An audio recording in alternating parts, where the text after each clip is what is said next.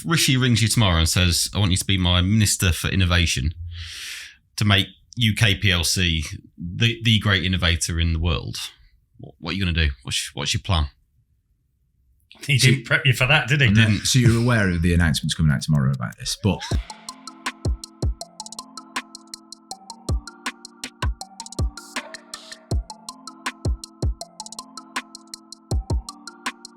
Welcome to the podcast, Mark Evans-Smith. So, Mark, do you want to just, for watchers, listeners, do you want to introduce yourself, who you are and what you do? My name is Mark Evans-Smith. So currently I consult. I've got my own consultancy. I'm one of the founders of The Edge here in Hull as well, which is really exciting. And I advise on innovation into a number of multinationals, including most recently BP. Prior to that, I was the platform and capability director for GSK, which I suppose that gave me a global opportunity to look at how GSK, or Haleon as it was when I left, how they engage with the startup community, and how we use the startup community to answer our own questions and challenges, and also how we educated ourselves on things like, I suppose, API, lovely acronym, but the reality is when you think about how you access data from the outside world or into applications, but also how you can get startups to ultimately allow access into your own systems so they can start to help you to move more rapidly with regards to response. And then latterly at GSK, we built the first mental health application that they had, and then launched it in the US with a partner, which is amazingly exciting. It's something I'd never done before. And then prior to that, I was the global director for ecosystem and partnership at Rolls-Royce. So I was given an amazing opportunity to take a skill known as being a maven, a relationships manager, and sort of lead Rolls-Royce R squared from that standpoint. That was exciting. It was about bringing entrepreneurialism in, which we did. It was about bringing startups and scale-ups in to try and, again, help to eradicate the challenges or at least enhance the speed at which they resolve them. We brought in VC funding. So one of the very first organizations I've worked with that managed to get VC funding to come in. So we worked with a Bulgarian VC called Brightcap. And we work with technology organizations, but in a collaborative way. So rather than a tech company selling us something off the shelf, we'd actually work with them on challenges that mattered to us and look at how we collectively commercialized them and took them to market. And that was one of the most exciting things. So I think, when you look at big corporates, early stage discovery through to sort of, okay, let's look at value drivers and let's look at commercialization to then launch.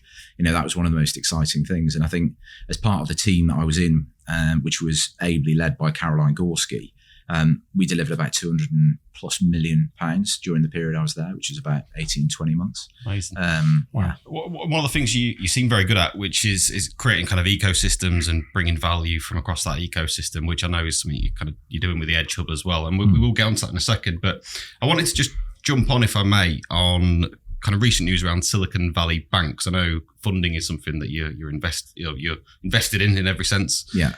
So I just wanted to see your view on that in terms of, I guess, what led to that situation, and is this the beginning of the end of that kind of big tech bubble that's happened, I guess, over the last few years, or is it the beginning of what was in 2008 the kind of financial crash, or have we got past that? So there's a lot of points to come out of that. So I suppose the first point is, if you think 2008, 2009, and you think about the startups that came out of that, 9 times out of 10, in fact, no, 10 times out of 10, when we have a crash, we get a unicorn or 5 or 6. So I think sometimes there are repercussions for these things, but I think there's major positives that come out of it as well. And I'm always a big advocate. When people talk about recessionary environments, I think that's when startups and scale-ups happen. Opportunity. Absolutely. Yeah. You've got big corporates, they lay off lots of people. Those people are superstars. They're there for a reason. So they go and they do something better. To your SVB point, I worked with them extensively at Rolls-Royce. And I thought they were at the time, they were really fantastic from the perspective of supporting to the startup space. They helped us gain access from a corporate environment into the startup ecosystem. I mean, they banked 90%, I think, of the deal flow that you could get access to across the US. So from the perspective of their approach to the startup community, I don't think it's rivaled anywhere. I think the reality of their position from a financial standpoint and why they failed, I was listening to an article, the radio this morning, Radio 4 actually, and I think it was the chair of NatWest Group who actually said quite clearly that the board of Silicon Valley Bank would never get a role within any major bank within the UK or any of the majors in the US. And I think that just simply comes down to a failure to appropriately manage risk. They've not had a risk manager or a risk officer for 12 months, something like that. So that's financial suicide, isn't it? You know, everybody would expect, if I put my shares with you and you were my broker, I'd expect you to hedge your bets, manage for risk. want of a better phrase. Yeah. So I think it's a level of incompetence at board level, if I may say that. I'm being critical of an environment that I don't know a huge amount, but realistically, you know, when the group chair of NatWest is saying, I'm fairly confident he knows what he's talking about. As for them as an organisation, they've been picked up, I think, by HSBC for £1 that will obviously support those investments. I know a number of organisations I work with. I was one of the founding group of BioCortex, and I spoke to the team there to just check. They pulled their money out, I think, Wednesday, Thursday last week. So a lot of people pull it out. But I think the other side of these things is, and the media, I think, have a lot of responsibility here. You know, you start to speculate on a potential failing of a bank. You create a run on a bank. Yeah, absolutely. An hour later, the bank's gone. So I think we do need to be realistic about the way in which we publicise these things. I also think there's a piece on the recession. You know, Antonio and I talked about some of the investors that we're engaging with and some of the clients that we've got, and the anxiety rate from December through to February was huge, all on the basis of forecasting against what the media have speculated to be a recession. No one seems to have felt it yet. There are different signs, I grant you, but I do think there's been a level of naivety for the level of sort of threat that they've put out there to the marketplace. Do you think we've averted that crash then? This isn't a Lehman Brothers. This is HSBC coming in and rescuing it, potentially saved that. They only rescued the UK arm. That's good. Yeah. Good so point, at this stage, that's my understanding as well. Yeah. And I think have they averted it? I think the reality is there's $239 billion worth of liquidity in the market at this moment in time. I think the liquidity that didn't sit within SVB was based on poor investment, and that happens. I think one of the other challenges that we look at in that space is their customer base was very, very high on investment levels. So, you know, in the US, you've got protection up to about $250,000. Here, I think it's up to about £86,000, something like that. So where you've got small level investment, they add 10% of their portfolios at that level. The rest of it's higher. You know, the startup I talked about had circa 4 million invested. So if you sit and think, what are we going to do and how do we move that kind of money? You know, are we going to lose startups? Yes, I think we probably will. I think some will hemorrhage, some will lose liquidity, which means ultimately they're going to cause operational failure. But there is something else that comes out of that. And one of the things that I'm really passionate about at the moment is I see lots of startups, and many of those startups get given funding to do a POC, for example, in a corporate, when actually they should be allowed to die. And that's not because they're not good. The talent within that startup is fantastic, but it doesn't mean we should allow startups to limp along for 3 years. You know, I think the reality is support them, engage with them.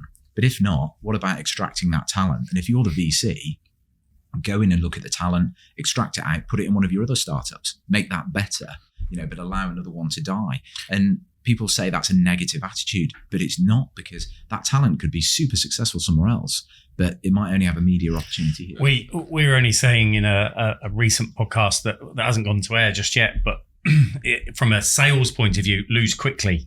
Which ultimately is what we're saying here, is actually, let's not let it, like you said, Mark, limp along for a couple of years and at the end go, do you know what, this isn't going to fly, is it? It's let's get to a certain point and go, yeah, we've hit a milestone. We haven't got the traction that we thought we'd get. As you say, then what can we do? And we mentioned, you know, off air around, you know, FANG and things like that, and all of the recent job losses, tens of thousands of people, talent that are now probably going to start going into that, you know, startup environment and start adding value in other areas. And it is that lose, you know, ultimately what we're saying is lose quick and then let other startups benefit by taking some of that talent to move theirs, accelerate theirs. Yeah. So how are they propped up? Is that subsidies from government? What props up a bad startup? So it can be anything from R&D credits, it can be government grants, it can be POC activity. So sometimes you'll pay a startup £35,000 to £50,000 to do a POC activity with you. That's fine, but only if at the end of that activity there's a contractual or commercial arrangement that you're going to have with that company. Because, if I look at some of the stuff we did at Rolls-Royce, and this was actually down to a guy called Faizan Patankar, who used to work for me. Faizan actually is now the CEO of Amigda. He learned a tremendous amount as part of the R2 community and then took it forward and developed his own startup. And that's not down to just R2, it's down to him being an absolute superstar. But at the same time, if you look at the approaches that were had in our organization, we would go out, we would look for startups that could engage with us. Then we look for VCs that would bring startups in their own portfolios and invest in them to answer our challenges. Mainly because you answer a corporate's challenge, get a contract, that value at your next round of funding makes you exponentially more valuable. Really good. However, you come and do a POC, fantastic, giving you 50K, but you fail. Or we actually were doing it for what I call innovation tourism. It's a waste of time. So that startup was never going to be able to move forward. And if they can't move forward commercially, then you're going to put a lot of people under a great deal of strain and a great deal of risk for 12 to 18 months to develop something that's never ever going to get traction. So I think whilst I think those that have an opportunity should be hugely supported. And I think the government, like R&D tax credits, I think is a fantastic thing, but actually can be negative if it allows you to limp along. Yeah. So, it's kind of supporting them in the best way. But I do think one of the things that Antonio and I share, and one of the things that makes me passionate about our relationship is skills. So one of the points I made to the corporates I'm working with at the moment is if you could go and find a startup that could fix a problem that you've got, but your own team can't, what's the problem? And they go, well, we just weren't able to find that capability. You go, no, not really. Because if you go and you map the skills of that team and then consume their services as a subscription, actually you're then able to create your own team that could have created it. So think about startups and think about skills and development. And we talk about, upskilling in the SME space. So take somebody out of the offices and give them coding background or something. Well, that's great, but it's no different. Corporates are exactly the same thing. From a digital culture perspective, corporates, they don't have it. They have to bring it in, and I think there's so much that can be done to support a startup, and that could be ingest it into an existing corporate organization as a department, allow them to be broken down and deployed into other startups in your portfolio. There's a lot that could be done. What are the common, you obviously work with many startups, as you say, so what are the common traits that you see in successful startups versus the ones that do fall away eventually? So I think successful startups are effectively prepared. And that means that you have an understanding, not just of your technology stack, but the reality is, and I hate to say this, but a lot of the academics that I engage with sit there and say, sales is easy, marketing is easy, etc. Whereas I sit there and I say, you cannot move a startup anywhere without a commercial understanding. And I myself was in a startup not too long ago, and I said, let's look at simple things. Yeah. Business model canvas, value prop canvas. Yeah. Why? Because we can come back to it, we can model it, we can work out what's happening. And the senior academic in the business, who was very technically gifted, said, no, we're not going back to that. Biggest mistake they made. And now they're paying an agency a fortune because they've got money now to actually do it for them. So it's commercial understanding is critical to start with. Understanding your market, which sits within that piece, absolutely critical, but also go-to-market value proposition. So really what we would call quite simplistic, operational, don't start before you know it type stuff. I think that's the biggest failing I see, because I see some fantastic, we work with an AI company at the moment that's using RPPG technologies, which, forgive me, but ultimately uses AI to scan the face and look at blood flow and make predictions on your vital statistics. Yeah. Superb team, absolutely superb. But no funding yet. Marketing isn't where it should be. Building of a deck isn't where it should be. The ability to go to market, understanding the most appropriate segment to go into is not quite there yet. So they're looking at automotive, but also medical and clinical. So it's just taking that time to make sure that even if it's an advisor that's really commercially strong, or a CFO or a sales director, somebody that can come in and give you give you that guidance. That would be my feeling. Hi guys, just jumping in. I want to talk about one of the services we offer, which is robotic process automation, also known as RPA. That is software that replicates human behavior. So if you've got people downloading spreadsheets, attaching them to emails, going on portals, downloading information, moving data around, all that stuff is perfect for a robot. So if that's interesting, get in touch. Let's have a chat. Let's see if we can help. Enough from me. Back to the conversation. And how do we bring those two things together? Because I'm surrounded by businesses on this business park, us included, I think, that are strong commercially, strong sales, and would love to join up with startups from an academic background that have got great ideas but need that kind of commercial help. So how do we make that happen? How does government make that happen? So there's a couple of things you can do, I think. So and it's a bit old hat, this is, but I still think they work. So one of the things that we talk about and I talk to corporates about is innovation challenges. Right now, innovation challenge in a nutshell is, think of a theme that you think, actually, if we could get into that theme and understand it more from a technical perspective, we could build a proposition around it. If you launch that and bring in technologists, small startups and scale-ups to actually look at what they can provide, it might not cost you a lot of money, 30 grand, 40 grand, whatever it is, but actually from that, you can really deliver value. If I give you a really simple example, we invested £55,000 when I was at Rolls-Royce in a startup to come and help us do something. And what that was we had thousands and thousands and thousands of records, which were PDFs. So simple paper documents held in massive secure sites. How do you take a document of that form and put it into a structured data set so you can run analytics across it to work out whether or not you've implemented the contract effectively? We could help you with this, Mark. There we go. Right. 2 years too late. There you go. But for us, so it was OCR technology, as you well know. So OCR technology of a PDF extracts the data and we deploy an algorithm across it and say, actually, did you know the terms of this contract weren't applied in year 1, year 2, 3, 4's gone, they owe us X amount. In a quarter, we saved £18 million, right? That's how quick it was. Now, the reality was we then, as a team, the AI team actually based out of London, and they looked at it and said, could we take it further? So, for example, when you build an aero blade, you're building it out one big block of alloy. When you send that to a mill, they make the blade, and then there's waste. So how much is a waste worth? Mm-hmm. How do you really know? Well, you go, there's a weight, put on the ground, give us money for the weight. Actually, what about building a replica, so a digital twin of it? So build a digital twin pre and post, and then you can give exact amounts. That forecasts are about $500 million in savings. So when you think about simple innovation challenge, because you're 50 grand, you got 25 different applicants that came in. We found one and they delivered that. So that to me is a perfect model of doing it. I'm intrigued and I'll go as far as probably say impressed in that. Is that the norm, Mark, that big corporations like Rolls-Royce are doing that? So I'm guessing R Squared was the vehicle for bringing all these startups in to add very quick value and at sizable returns. Yeah.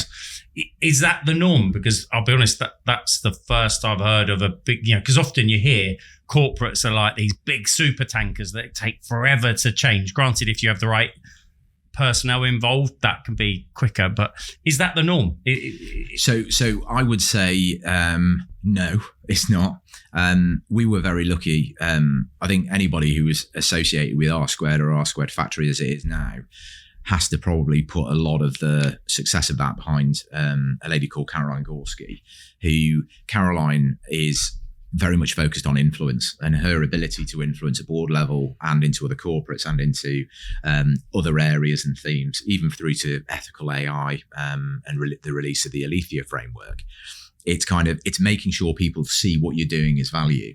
One of the things that she did, which drove the appetite, I think, of Rolls-Royce, was to work on the basis of getting her team, me included, because I was a direct report of hers, how do we create a process that puts value against this? So we create something called the VDO, and the Value Delivery Office, basically. And the reason being is because often people look at innovation as innovation tourism. So we're going to do this because we just want to say we do innovation. And that's no point lying about it. That's exactly what many corporates do. Mm. However, if you can link what you're doing to true value, suddenly the CFO comes in and says, right, okay, this is something we want to invest in. And we see more than 1, 2, 3 years. Because most innovation factories, innovation environments last about 3 years, because that's how much patience people have got, pretty much. So when you start to deliver this type of saving, it suddenly starts to make a difference, and you can start to look at other angles. Now, many organizations, for the wrong reasons, use compliance, for example, as a reason why they won't engage with the outside world. You know, if you're in Rolls-Royce, you've got Rolls-Royce Defence, you've got Rolls-Royce Aerospace ultimately, and then you can move into subs and other areas, most of which has got high levels of compliance because it's government or military, and they're going, it's difficult to innovate. That's complete nonsense, because the reality is, if you look at things like Tempest is a program to create the next ultimate Eurofighter, and the whole program was built on bringing in innovation to accelerate the way the MOD works. So they're already telling you that they want to work that way. One of the guys who led innovation for defence, Alistair Donaldson, who Antonio was talking about, is now part of HIROC up here. You know, they've taken somebody who has tremendous expertise working one of the largest multinationals in the world to bring real high-speed innovation. And he knows exactly what he's doing, Alistair. But that's absolutely about saying corporates have the funds to do it, but the appetite isn't there as well, if that makes sense. Yeah. And I think one of the points, that I would always make to SMEs is, you look at somebody that had, let's say, a senior role within a multinational, and you think, yeah, but you've got budget, you've got this, you've got that. Well, actually, I have got budget, but then I've got bureaucracy and I've got compliance and I've got anti-entrepreneurialism. Literally, I have. And the reason I was brought into Rolls-Royce is not because I'm an academic. It was because I had nearly 30 years pretty much in sales. And beyond that, I was a maven. So it was all about relationships. And I was expendable. That was the whole point of me going in. I had a 2-year remit pretty much to do as much disruption as possible. And we did. And we made a massive impact. We built a strong reputation. And we ended up getting an entrepreneur in residence. So we got a guy called Simon Devonshire OBE to sit on our board and advise our board on entrepreneurialism. So we did some amazing things. Bit of a fluffy answer to, does everybody do it? No. No. I think for some businesses, it's understanding the art of the possible. A lot of the time, they don't realise that innovation exists that can help them solve a problem that they've got. Because a lot of the time, they don't even know that it's a problem. Yeah. So how do you get businesses to, because they're so consumed with the day job a lot of the time, how can they step away from that and look across their organisation and think, actually, there's an opportunity here, and here, or a problem here, and here that could be solved? So it's a really interesting question, actually. And I think fundamentally it comes down to time. So if you're not willing to give yourself time, if you're the founder of a business, you're the founder because you're an entrepreneur. You are obviously very talented. You're also an innovator because of what you've been able to do. There's a great example that I was given not too long ago, which was around Caradice. And Caradice make really expensive, very high quality saddlebags for cyclists. Which I found quite intriguing, and I didn't know where it was going to go. And then the commercial director of the business actually came up with an idea that they needed to look at a different methodology. So they were saying, upcycling seems to be something that's relatively interesting. Let's look at what we can do to upcycle. So they looked around the manufacturing site and said, we couldn't, because we're very, very lean on what we do. And the story goes that he had a conversation with a haulier. And if you know the sides of the skirts are the size of a haulage wagon, he looked at them and said, actually, could we do something with those? So he took the sides off when they'd been used for a certain period of time, took the seat belts out of the wagons because they have to be replaced after a certain period of time, and created UPSO. Now, UPSO are bags that you see students carrying around universities, which basically look like something you should have a wetsuit in. But, right, it's one of the most high margin areas. They weren't looking for that, but they were trying to do something different. And they were trying to come up with and we always label it innovation, but they were trying to come up with something. So upcycling gave them the appetite, let's say, to go and see whether they could do something with their existing capabilities and then move that forward. But I think everybody at the moment, I think sustainability is driving innovation in the respect of, I think it's Nescafe have said, we're going to do a premium coffee that's actually out of the husks of the coffee beans that we grind. Okay, great idea. But where's that going to go? But the point is, everybody's looking at something else. If it's waste, how do we use it? Bread manufacturer, breadcrumb, sell breadcrumbs. It's not rocket science, but it does come down to time. If you haven't got time to think about that, you're never going to do it. And I think that's the That's the other piece. But one other example, which I was intrigued by, a manufacturer a friend of mine led manufacturing for Toyota. And he was saying that one of the most intriguing things for him was they looked sort of down their supply chain to see how they could assist. And one of the things was, when their like manufacturing line equipment gets to the end of life, which might be 10 years for them, but somebody else might use it for 40, they actually made it available really, really cheaply because it had gone through its life. So then deploying high-end engineering equipment into a SME suddenly revolutionized them, innovation. So it's trying to look at how you change the whole approach of your business rather than, I think, just saying, let's just look around for ideas, because it's really difficult. You look around, you can't see the wood for the trees. Yeah. And I do like times when people say, let's take the team out of the office for the day. And people go, that's just ridiculous, too expensive. I disagree. I actually think it's a really, really strong investment. Take them out, take them anywhere, go for a walk. And my old boss used to take us for a walk once a month, and we'd have a weekend away, and literally that was it. You just walk, and she'd give you a question or a challenge, and you talk to your peer about it, and the stuff you'd come up with by the time you sat down to make dinner together. And you did make dinner together, and again, something that was raised today: how many times do you innovate at home? What have we got? Baked potato, a leek. What are you going to do with that? I'm good at making stuff out of baked potatoes and leeks. Yeah. There you go. Do you think everybody's an innovator, or do you think there's certain individuals that it comes naturally to, or can you create an environment where everybody can achieve that? Ideas? I think everyone's got a bit of innovation in them. I'm not sure everybody's an entrepreneur necessarily, because I don't think everybody wants to work themselves into the ground, and I don't know very many entrepreneurs that don't. But I was really impressed by. We do see loads of startups, as you can imagine. One of the best that I saw recently was a small startup based out of Romania, and the guy was a carpenter, and he lost his job, and he was looking for something to do, and he started to make experience boards. Now, an experience board is for a child sort of 1 or 2 years old, but it's got everything you can imagine on it: plugs, locks, switches, zips, everything you want them to experience, but without hurting themselves is on this board. And my wife actually just showed it me, and I reached out to the guy and had a conversation with him, and he very kindly gave our son one for his birthday. And you look at it and just think, that's amazing. Now, that was somebody that he wasn't necessarily an innovative individual, but actually the innovation came from nowhere because it came from pressure. So the environment around that actually changed his entire approach to things. He's got a skill, but he was pointing out that there was no work for that skill. So where do I redeploy it? And I think that's the bit that I find really exciting, And do you find, you were saying earlier about academics, and they come up with lots of great ideas, but sometimes maybe don't have the commercial acumen. How open are they, in your experience, and you obviously talk to and invest in lots of startups, what's the sort of ratio of people being open for that commercial guidance and those that are like, we've got our path, we're going to go down that path? What's the, because obviously some of them are really good with the idea and bringing the idea to life, but maybe, you only have to watch Dragon's Den and, you can see the ones that, they're, for all the money in the world, they're going to be a success because they kind of brought it all together.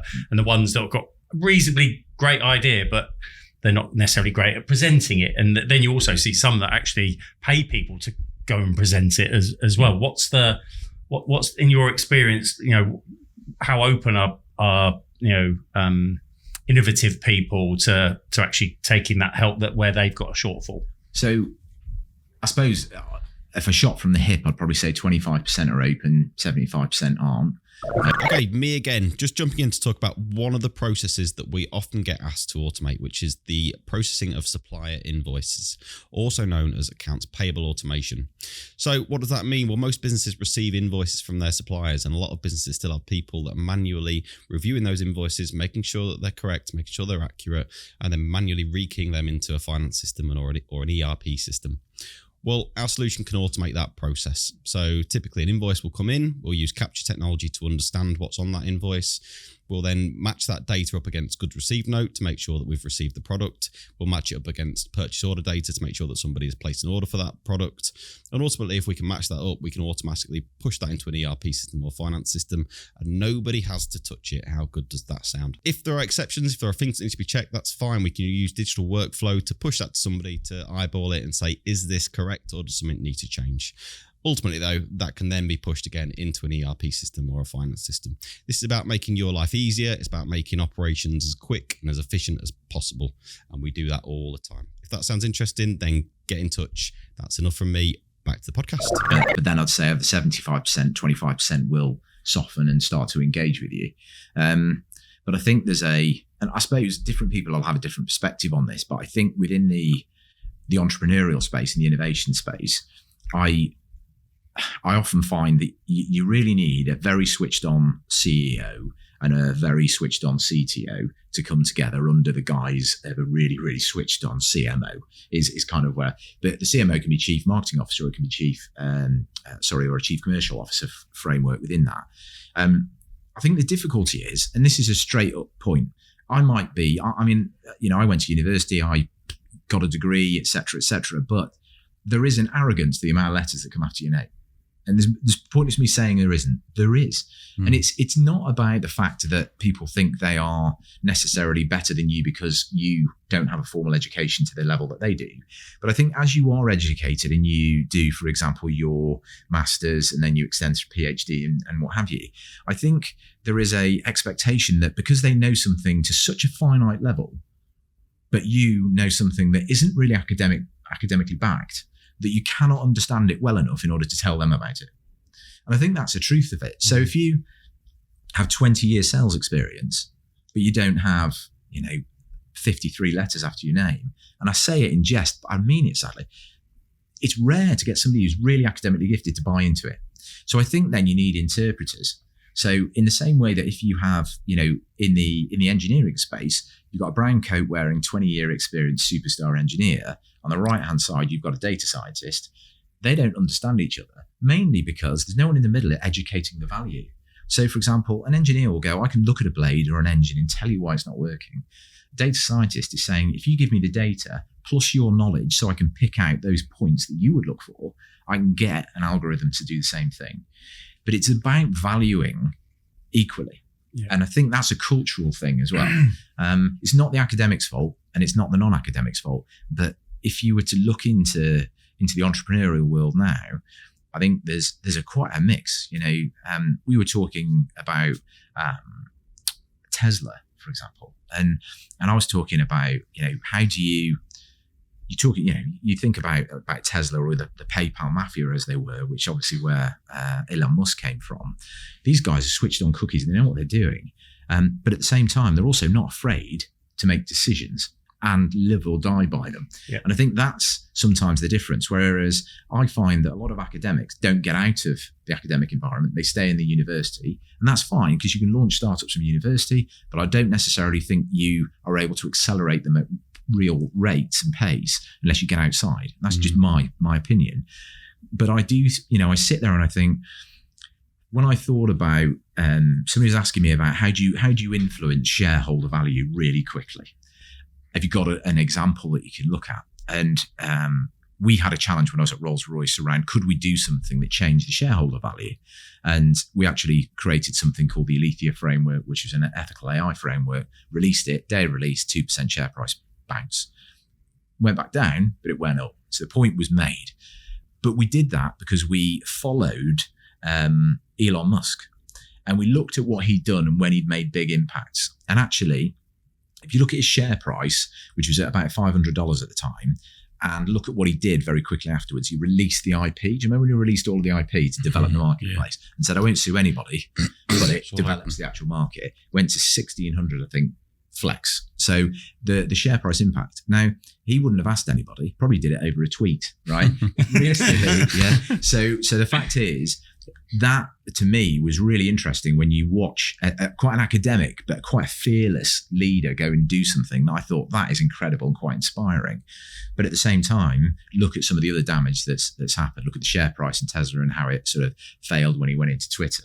So there's different things that you can do, and I think he's at the best of a social media sort of furore as well.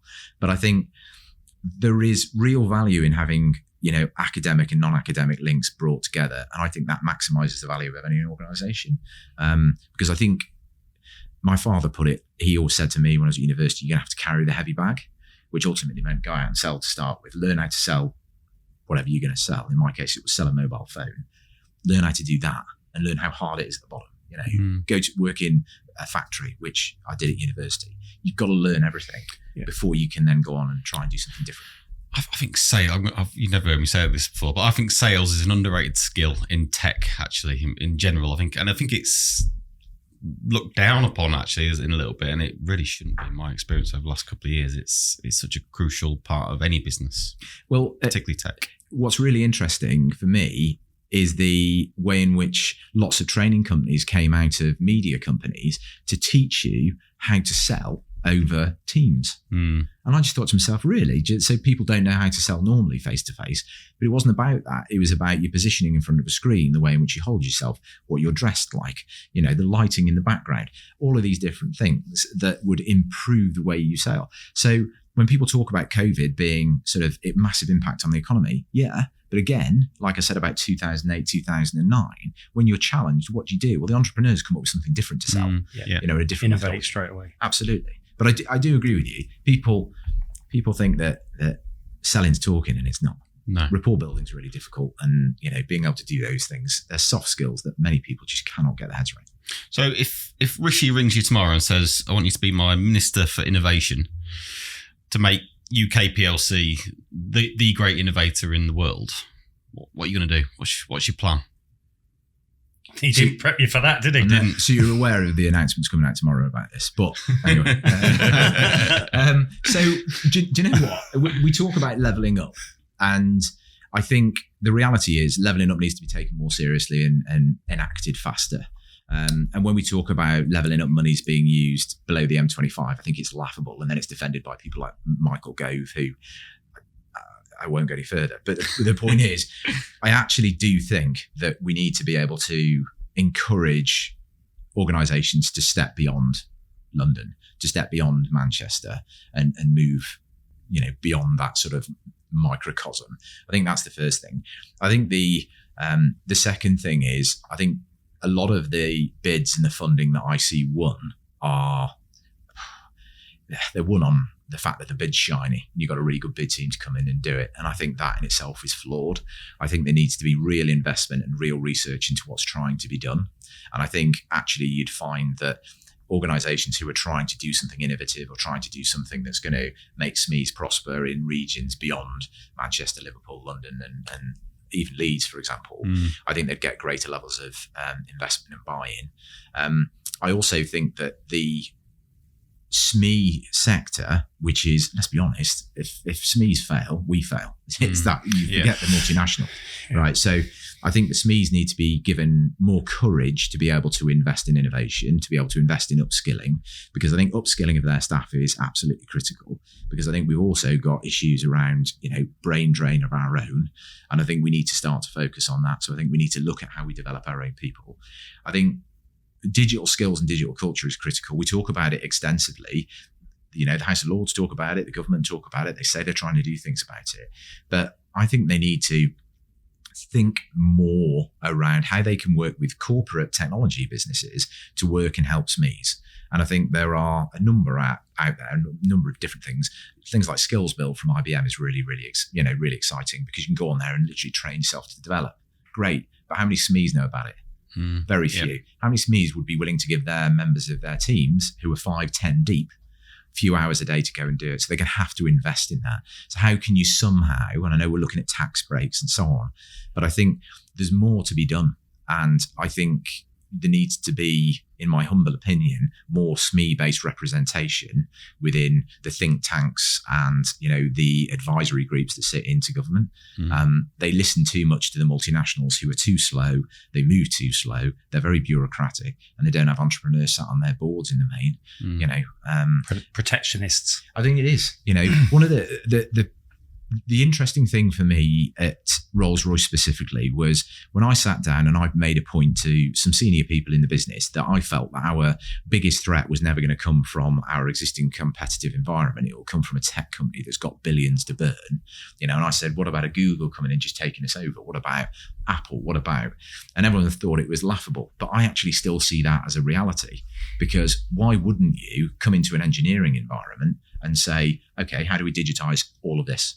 Get rid of all of you people. I'm going to ingest everything that's in your brain and I'm just going to deploy it in models.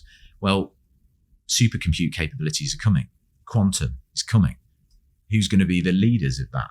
Well, it's not going to be a Rolls-Royce, is it? So from my perspective, I think, looking at the technology partners, but not on the basis of we're going to run our systems across this, as a technology partner that can help you to move forward in that cultural digital revolution is really critical. So should a Rolls-Royce be partnering with a Google or that type of organisation? Are they too big and they need to work with more smaller innovator organisations? So I think I suppose the honest reality of that is I'm not sure a Google would want to work with them. And it's not being derogatory. I mean, Rolls-Royce is an amazing organisation, and the people that are there are absolutely superstars. They really are. We've got some of the world's best engineers in that organisation.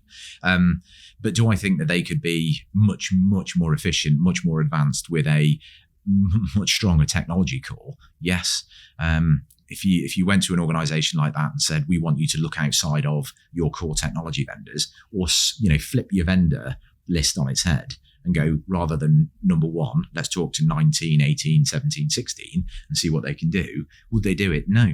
And I think that perhaps is the angle. So is a Google the right place to go? Possibly not, but is part of the Alphabet portfolio. Is there somebody in there that could come in and go, we're just going to focus on, and there is a part of me that sits there and thinks perhaps that could help.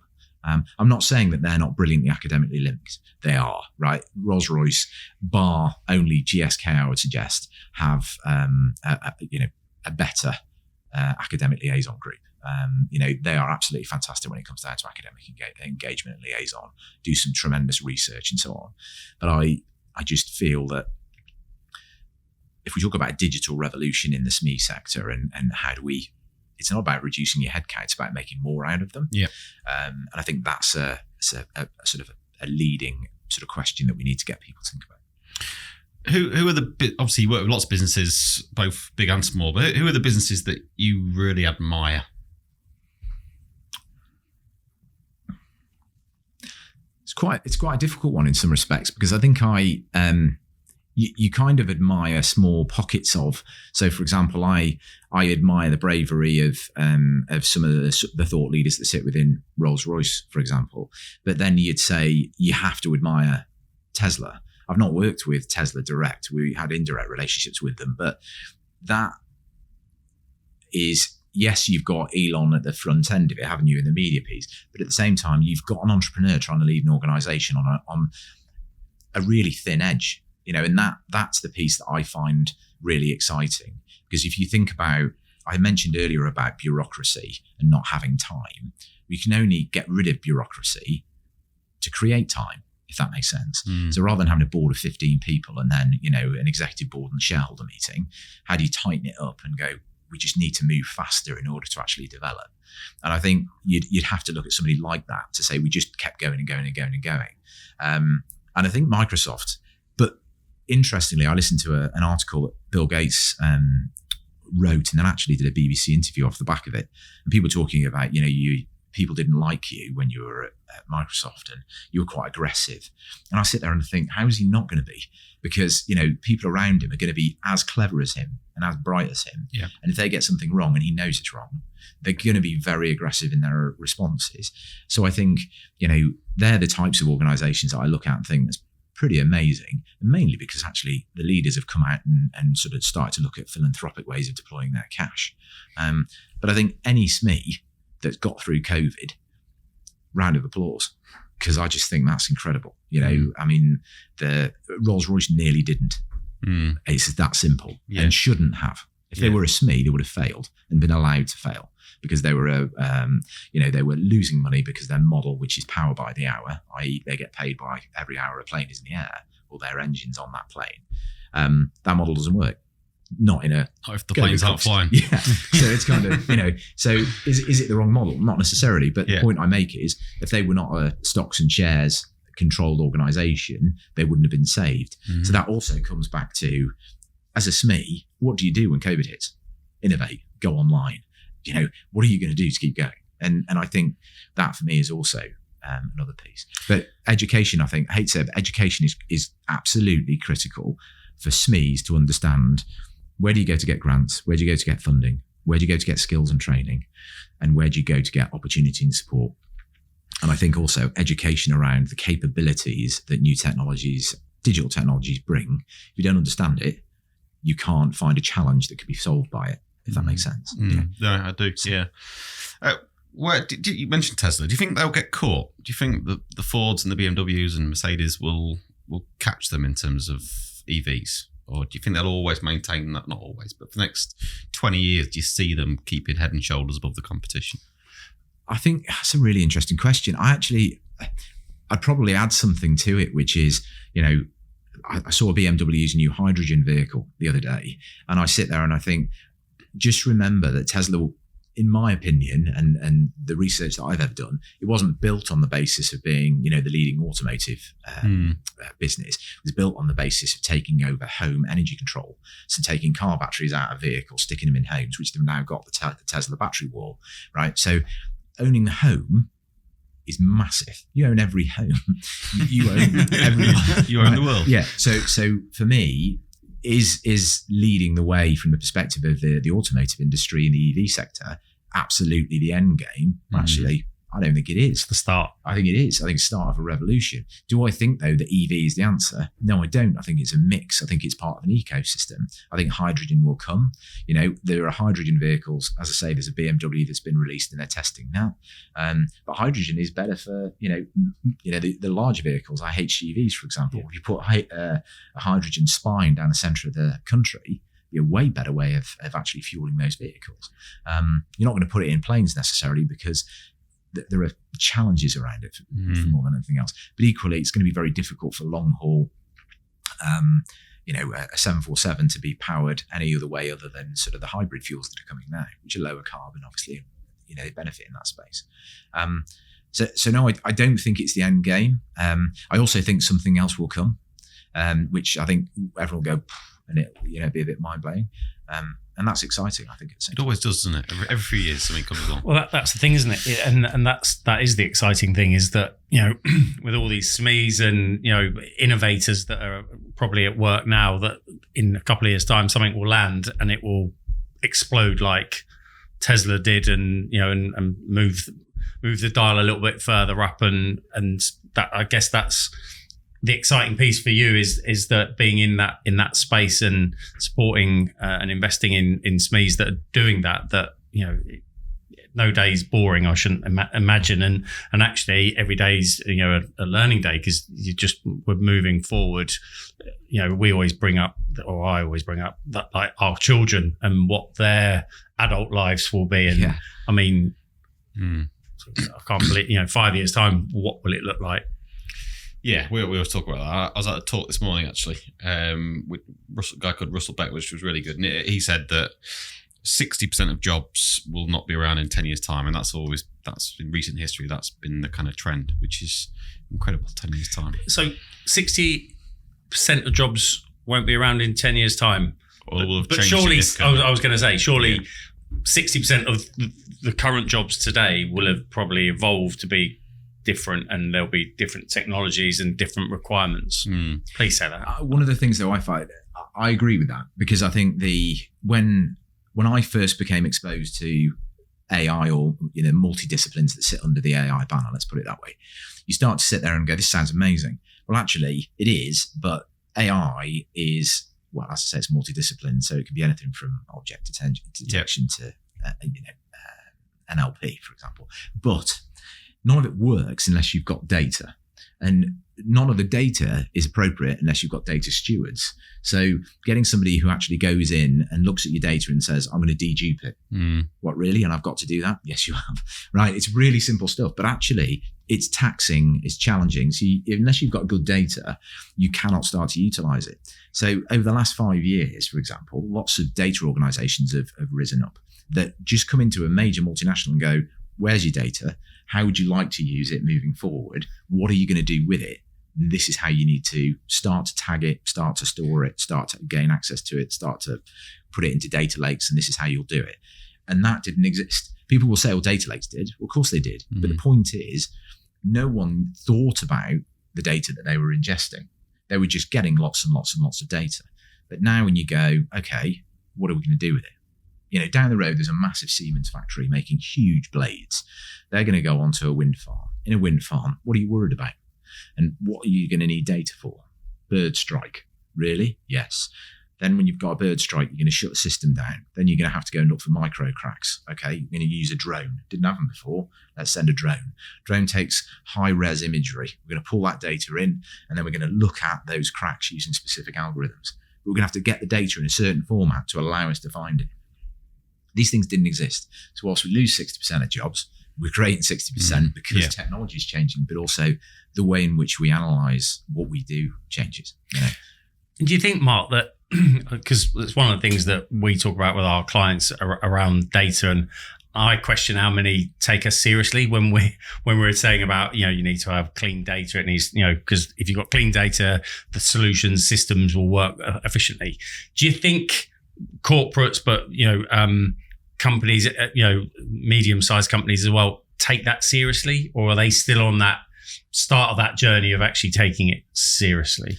I think they take it seriously, but I still think when you start to go, we're going to get value out of data, I think there are many, many organizations that are led by the CFO who's saying, how much is it going to cost us to clean it? This much. Yeah. And the CFO goes, I just don't see the return. And the naivety of that is, well, actually, you won't see the return because until you've got the data, we can't show you the return because we can't simulate it. So what do you want us to do? And I think that, to me, is actually quite scary, because from the data that you get, you can improve the way you do what you do today, therefore improving your margin, therefore improving your position, which makes the CFO happy, which never makes any sense, because you sit there going, give me some money to make you some money. No. Why not? Because your investment thesis isn't strong enough. Why isn't it? You know, get Chat GPT-4 to write it for me. You'd probably swallow it. You know, it's one of those things, isn't it? But it is a challenge. And I think, and it's more than data as well. It is about, do you understand, if you've got data in a specific form, that we can do these things with it, and actually we can extend beyond that. And it's sometimes about realizing that not you haven't, but they aren't educated. And I don't mean that in a derogatory sense. It's just giving them exposure to actually what can be done with data. So that, I think, is a difference. You know, I worked with, and I'm still a huge fan of, an organization that looks at microbiota, so in the gut, so the microbiome. And, you know, there are more microbiota in your gut than there are stars in the sky, right? That's a huge amount of data. In order to be able to look at that type of data, you have to use a knowledge graph, which is ultimately what the back end of Google sits on. And then you go and interrogate it. And the bit that's really exciting about what they do is, and you're talking about swathes of data, like massive, massive amounts of data. But they're saying that they believe that, theoretically speaking, if you understand the microbiota in the gut, you can improve the efficacy of the treatment of a cancer. Yeah. Now that's because you change the gut and the flora in the gut. And you can do that through a number of different things. But the point is, you change it, and then that means that you will react to it in a 80% specific way rather than a 20%. And that makes a massive difference. We can save lots and lots of lives by doing it. But you've got to go and interrogate the data to see if you can find a pathway in the first instance. You're talking about a multi-billion-pound potential organization there. But that took a neuroscientist and a superstar AI data scientist to go, come on, let's go and try. So they did. And they started to work with the M&D Association and others. But what they've done is amazing, absolutely amazing. It's an invested startup called Biocortex. And what they've done is brilliant. But if a CFO had made that decision, they wouldn't be doing anything. They wouldn't have set off. Yeah. So, and when I talk about academics, you think about those two guys are superstar academics, but actually both of which have seen the potential opportunity from a commercial perspective as well. But somebody's got to paint the picture to the CFO. Yeah. What the art of the possible is if they can do that foundational work. Someone's job is it to paint that picture and demonstrate the business case. And that goes back to what we were saying earlier about where the person with the commercial head comes on, or the intermediary, as Mark said, that comes in and goes, look, Mr. CFO, Mrs. CFO, this, this is your potential and this is the journey we need to travel on to get there. And it's that having that person in the middle that can bring all the dots together to go, that's the picture that you need, CFO, to make that decision that actually it's worth that initial investment, because the returns are going to be even more than your spreadsheet you currently have. Yeah, we're back to sale again, aren't we? I wanted to ask about AI actually, because I think AI obviously it's been around for many, many years, and with ChatGPT end of last year blew up. The thing I've struggled with is seeing proper use cases where businesses are getting proper value out of AI. And part of the reason they're not is because of data and cleanliness, etc. But are there areas that you are seeing AI being used in organizations and adding proper value? Yeah. So if we look at if I took you back to the OCR piece that we talked about to begin with, So if you think about PDF, optical character recognition, structured data, interrogation. You interrogate, you make savings, point one. And then it allowed the team to go and build a digital twin and then look at how they used AI to analyze that digital twin and then create a replicant and then ultimately make savings. Fantastic. But other parts of it are, if you look at the financial services sector, lots and lots of analysts are starting to use AI because they're going, we've got 50 years worth of trend data of markets. Is it not possible to ingest it and run an algorithm across it to see where or not and whether or not we should be investing and how, and just to see patterns? And that's ultimately what it is. So, just my own experience at predominantly at Rolls-Royce, I must admit, tremendous amount of success out of the AI disciplines. Some failure though as well. Looking at things like, for example, predictive maintenance is one that is hugely based on AI. And predictive maintenance has been tremendously successful. But you can also look at really simplistic models as well that you think, actually, you have to get somewhere first.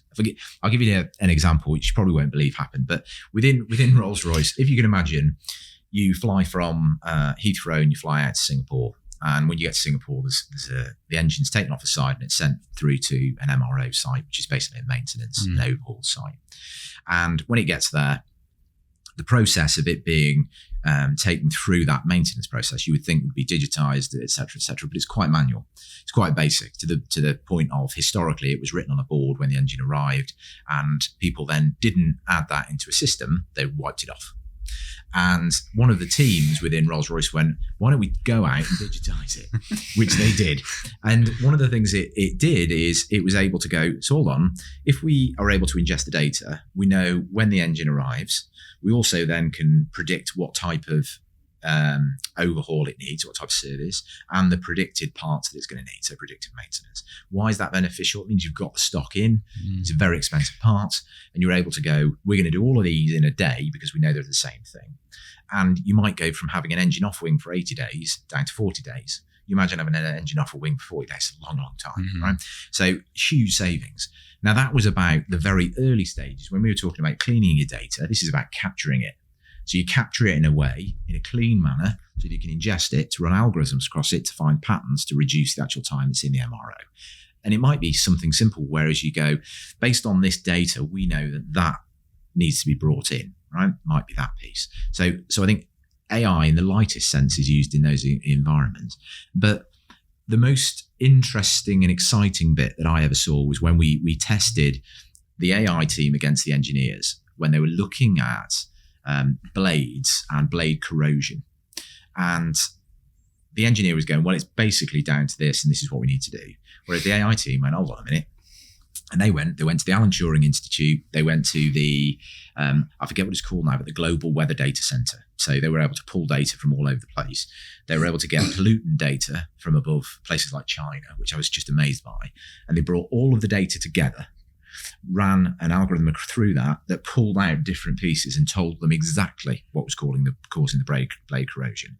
Not just, well, it's just some sand. Not 30 years of experience of like... But the difference being was when they came together and the engineer said, actually, think about this as well and think about this, which is the 30 years of experience. Dynamite. Absolute dynamite. And that's the bit that I was talking about right at the beginning around culture. That digital culture piece, getting somebody that's, and I think it's unfair to say an engineer is analog, but let's say they're analog in this instance, and let's say a data scientist is digital. In the middle, you need an interpreter, which might be an organization like yours, but in my world, it was a business analyst. Yeah. Somebody that could go, I see the problem here, but I can also see it there. And that's what it looks like to you both. And just sharing it, because it's like building a product and only having a product team, not an engineering or dev team, because the product team would just draw, I don't know, the most amazing flowery thing you've ever seen in your life. And then the dev team go, well, I can't put that into an application. I can't put that into an application. Great idea, but looks lovely, but computer says no. Computer says no. Yeah, exactly. So I think, that's kind of the other areas. But I think you have to, the best piece of innovation that came that never went anywhere for me was I worked with at Rolls-Royce and since I met a guy called Rob Desborough, who was one of the founders of Seraphim Space Camp and Seraphim Capital. And Rob and I talk intermittently about some of the amazing things he's finding, in the sort of space tech space. And he said, have you thought about zero gravity manufacturing? And I was like, absolutely not. Go on, tell me more. So he was just saying, he said, well, zero gravity manufacturing means that you, and this may not be right. So if any scientist writes in and say, Mark, this is not factually correct, I apologize. But in my simple senses, it was like if you manufacture at zero gravity, you can rejig the molecular format or structure of whatever it is you're making. And therefore it's slightly different to the product prior to that. Now, if you do that in the pharmaceutical space, you've got a patent lifetime, let's say 20 years, and let's say it's 3 billion a year that you're going to generate revenue from. So that's 60 billion, isn't it? Something like that. So you're going, okay, we can do it for another 20 if we manufacture the second iteration under zero gravity. So I thought this was like absolutely amazing. And I went and actually had a conversation with the R&D community within GSK, and I was like, poo-poo. They were like, no, we're not interested. And I found that and actually it was one of the reasons I ended up stepping away from GSK in the end, because I just thought, if you're not interested in that, that's like the coolest thing, because you're looking outside of your own sector. But it was what it was. But that was one of the things you look at and think, that's amazing. Proper innovation, that. Yeah. But when you think about it, was it really? Or was it just actually saying, do you know what? I work within haulage. I'm going to go and have a little look at what they do in, I don't know, aero haulage to see if it's any different. Slightly same space, but slightly outside, if you know what I mean, or a different sector even, and I think we're back to kind of eco, bringing businesses together, sharing knowledge across vertical sectors, different sectors, bringing best practice, which I think is hugely valuable. Yeah. Agreed. All right, last couple of questions from me. One, because I said I'd ask you it, and I will. So we talked about FANG stocks off air. And one of the things we debated in the past was, obviously, if you wanted to make money in the stock market over the last 10 years, then you should have invested in the FANG stocks up until about a year ago. And then they dropped off a cliff. So is that the beginning of the end for those organisations, or do you think actually they're going to recover and take back off again and people are going to make loads of money out of them again?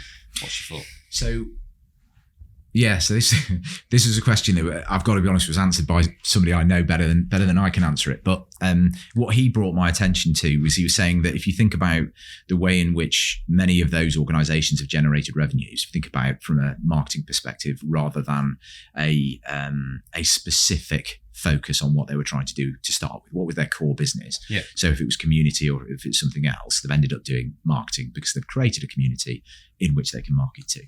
And one of the things that we talked about was, isn't it amazing though, when you build a profile or a persona of an individual to allow you to have bespoke marketing methodologies that land in their space all day, every day, and anything they touch or anything they look to, I mean, cookies and the way you use them is changing now. But the fact is, historically, you could have all that data and understand exactly how to get that customer for your client and therefore generate tremendous marketing revenues.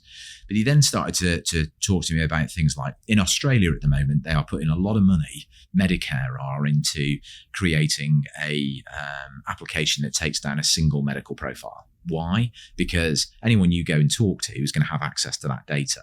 And if it's, for example, excuse me, you go and see a dentist, but actually you've got something that's an oral challenge, you go back to the dentist and they say it's cancer, right? Which is really, really frightening. Having the data to allow them to act really quickly is really helpful. But from a government perspective, having a single application with all of your records on it, whether it be in this instance COVID, your passport, driving license, all of the passwords you need to access government bodies, whether it be car tax through to, well, you name it, pensionable data, is going to become really, really important.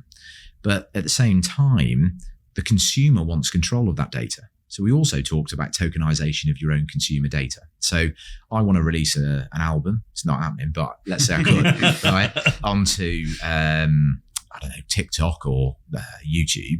I want to be credited with that. And I want to be able to generate revenue every time somebody watches it. So we've got to start to think about consumer ownership of data. And interestingly, I met with the founder of an organization that got to 500 million users, a guy called Jack Bowman, who's a serial entrepreneur, and 500 million users is massive. And he did that with an application called Handle My Health. Now, he's now looking and talking to members of the House of Lords about how do we have our own UK ID platform, single ID, all of our data digitally held, right? It's really difficult to do, really challenging. People have tried to do it. NHS COVID app had a go at it. Yeah.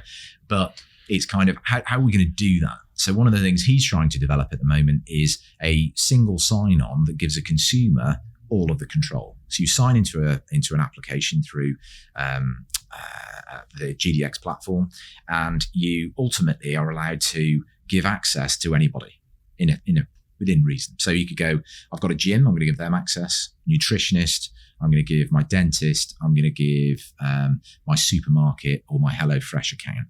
Now, why is that relevant? Well, it creates a persona for you. And then if you've got medical records that sit there as well, so they know exactly what, you cannot eat, you cannot do from a running perspective or a physical, it might be musculoskeletal data, whatever it is, that's the type of thing that would be perfect. But you could have a legal, medical, and a personal level to this sort of data, which I think, long story short, that could take away that historical working structure, which is fine, if that makes sense, because you give the consumer the data. After 12 months, they could switch off the API or they could reconnect it. And suddenly you're in a different place. Because you imagine, and we mentioned earlier, you go on to, you have a diet, and you want to go on a diet, but you've got a PT and a dietitian or a nutrition who are advising you, and you don't give them access to the fact that you go to Starbucks every morning for the biggest coffee you've ever had with cream and everything. But imagine if you did, right? And then suddenly, so you've got your Starbucks account, you've got your HelloFresh account, and they can say, actually, you're allergic to that. And that's one of the biggest problems you've got. So why are you bloating or whatever it might be? But if you could have all that data in one place, you could make those recommendations, but they could make recommendations back. So when you go into a supermarket and you've got it really switched on, you could walk in and actually you could have an alert on the phone that pops up and says you're walking past this specific product, that's the one you want. There's your shopping list. There you go. Facebook not halfway there to having this already. They know more about me than I do. They do indeed. But one of the problems that Facebook have got is that they're saying we want the data.